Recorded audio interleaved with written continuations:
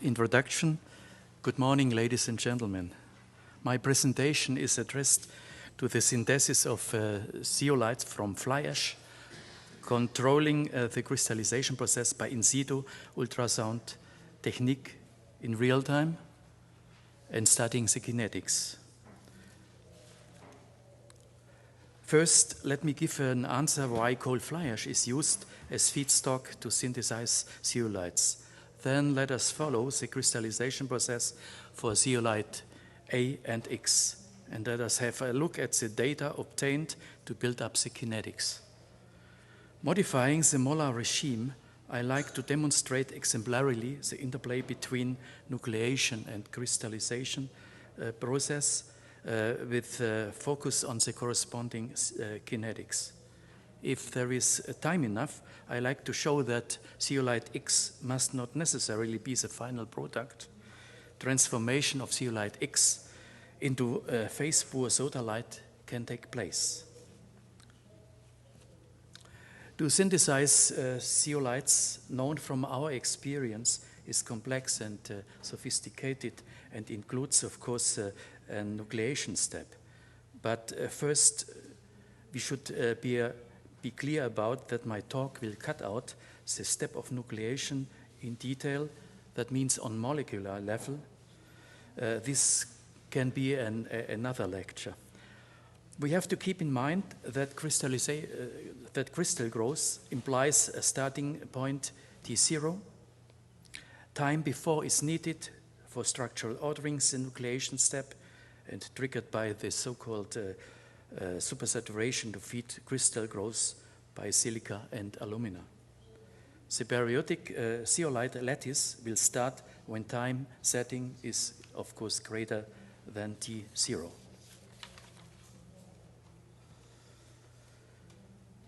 Coal-driven power plants are producing fly ash as byproduct, and toxic elements are much more concentrated in the fly ash than in the feedstock of the coal. Fly ash is mostly tamped, and recultivation is not only a problem in South Africa, it's one of the pressing tasks everywhere. For our studies, we use fly ash from South Africa. Fly ash, South Africa shares about 4% of global production of fly ash, and fly ash is usually bumped to storage ash dams in slurry form and over time mineralized to rocks. Nevertheless, the rain naturally is leaching the ash dams, and the mobility and release of toxic elements into the groundwater is of environmental concern.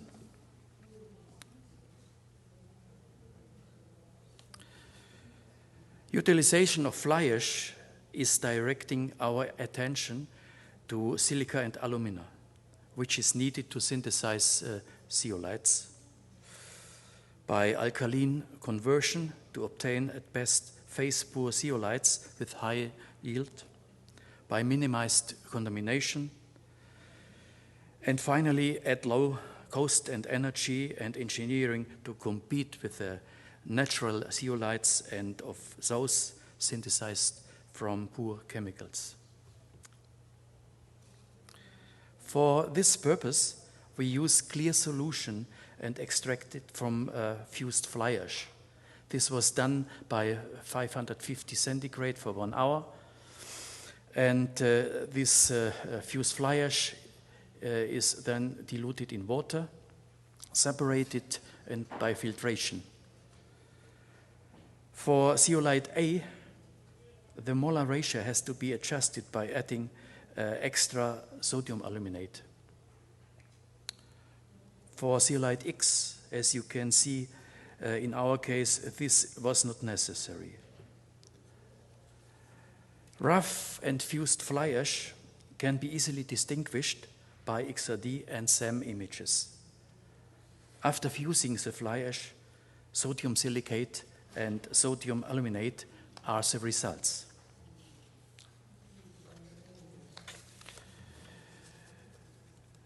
The next picture shows you the experimental setup To study the synthesis, a reaction vessel was needed, which was heated either by circulating water or oil, equipped with a magnetic stirrer and thermocouple element to control the heating rate during the process. Core of this, the in-situ ultrasonic measurement is an ultrasonic transducer of piezoceramics, which is placed close to the reaction vessel. The setup on the left was used to study the synthesis of zeolite from alkaline fused fly ash. On the right, you see it's a setup used by my co-author when he was modifying some parameters and on the molar regime of the synthesis mixture from poor chemicals. Next picture shows you the ultrasound wave, which are sent and received as an echo and converted into voltage signals and recorded as a databases.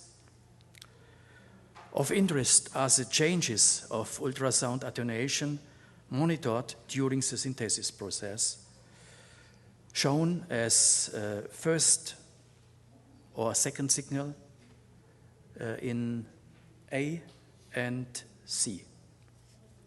The data are mapped on a computer.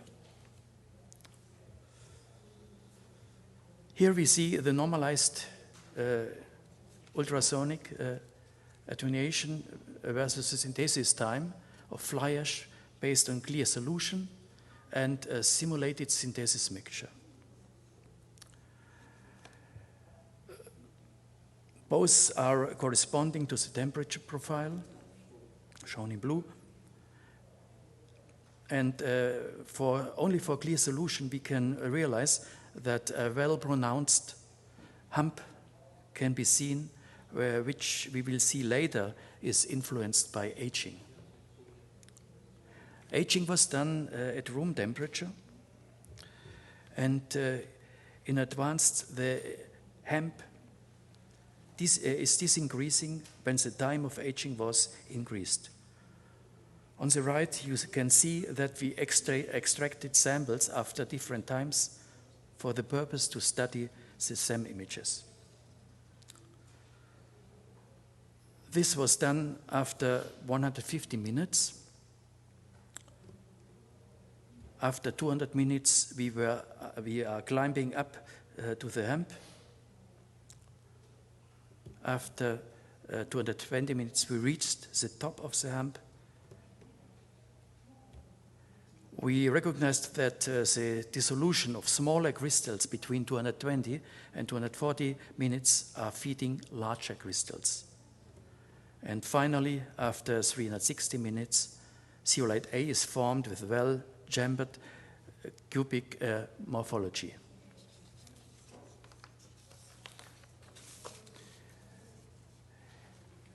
In summary, you can see some images of the growing zeolite A crystals resulting finally in the zeolite A with well-chambered edges. When repeating the test runs with unseparated fused fly ash slurry,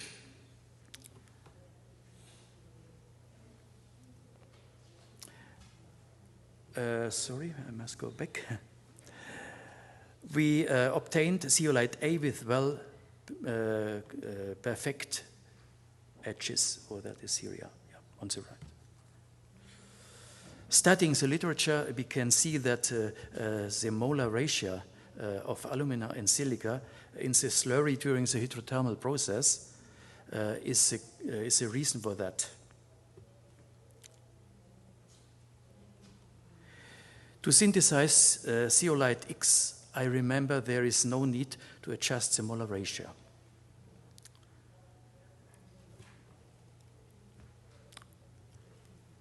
We also do not recognize any aging effects during monitoring the synthesis.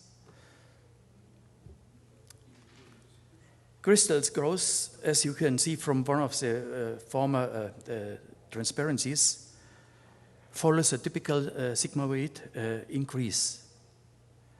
For our calculations, we use the nucleation crystal growth mechanism from Aframi and Erich as best fit to calculate the kinetics. Oh, I must go back, sorry. Yeah.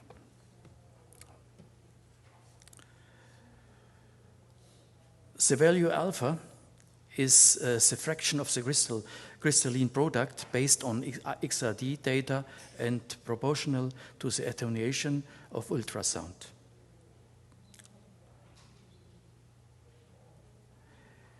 In this regard, we can follow the linearity of the attenuation, but this cannot be done by XRD to the earliest point to get hold of the starting time of the crystallization, which is exemplarity shown here for the 80 centigrade run. No further straight line can be established.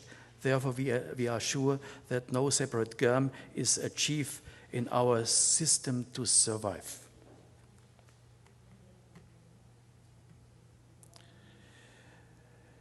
Same procedure was also done for zeolite A at different temperatures in order to calculate the Arrhenius plot for zeolite X and A, as you can see here. The calculated data are summarized in a table and with reference to the Arrhenius plots in the literature, you can see the data for zeolite A and X.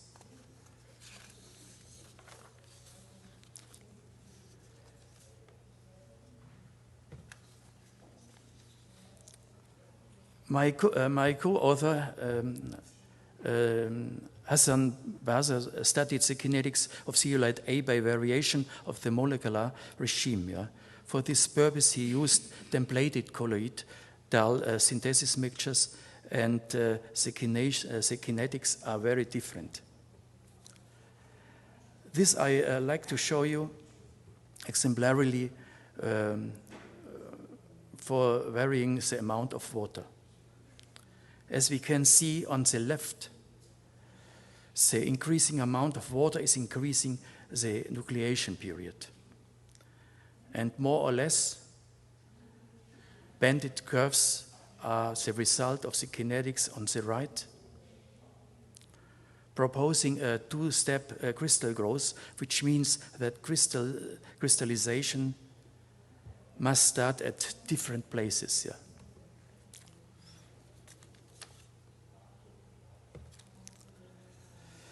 And the resulting Aframi exponents are very different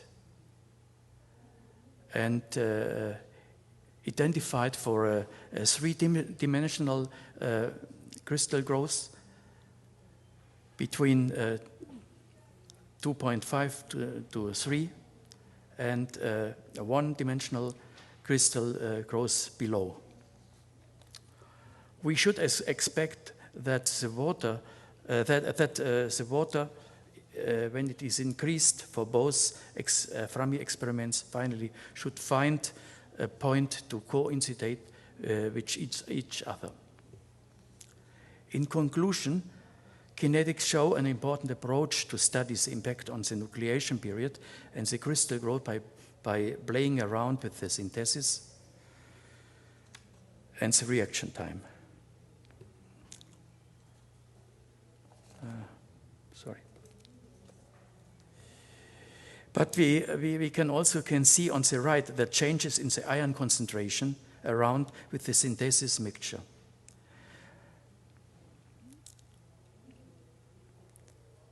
And sodium, it's green here, and sodium seems to be the limiting factor for the zeolite formation here, and opens questions to be answered by more test runs.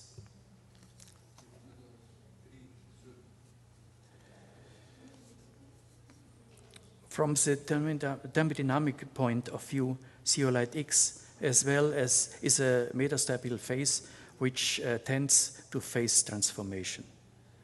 When monitoring the crystallization of zeolite X, the corresponding XRD shows some impurities of sodalite, especially for the 94 centigrade run.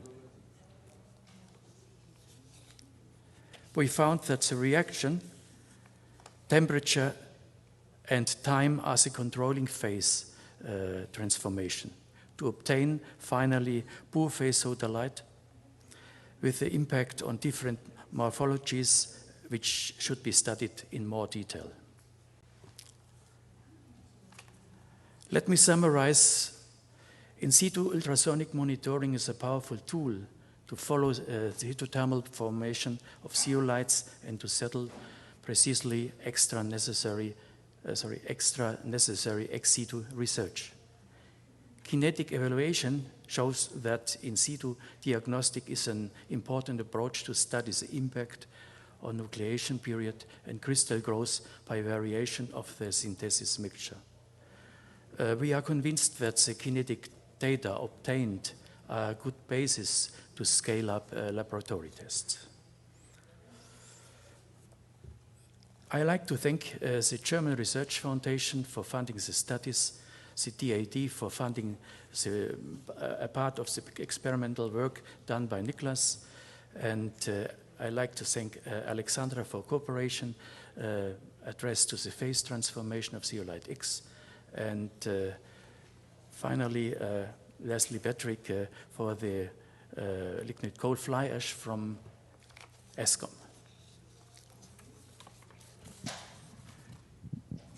I thank you for your patience and, of course, for your attention.